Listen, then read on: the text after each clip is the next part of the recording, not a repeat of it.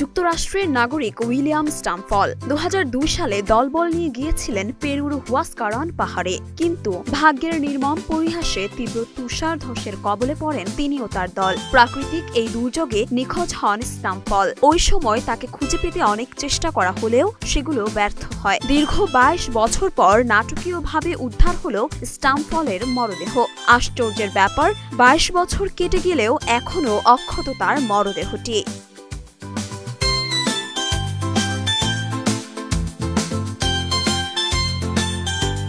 পেরুর উত্তর পূর্বাঞ্চলে অবস্থিত বরফ ও তুষারাবৃত পাহাড়গুলো ভ্রমণ পিপাসু ও পর্যটকদের কাছে বেশ জনপ্রিয়। বিশ্বের বিভিন্ন প্রান্ত থেকে প্রতি বছর হাজার হাজার মানুষ আসেন এখানে। পর্বতারোহীদের কাছে বেশ জনপ্রিয় এই পাহাড়গুলো। সম্প্রতি জলবায়ু পরিবর্তনের কারণে ওই অঞ্চলের বেশ কিছু বরফ গলে গেছে, যার ফলেই পাওয়া গেল নিখোঁজ পর্বতারোহী স্টামফলের মরদেহ।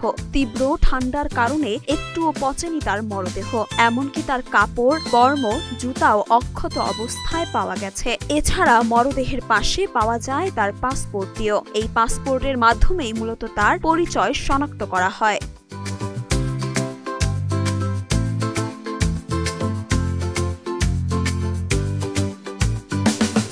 মরিয়ম মিম, ঢাকা পোস্ট।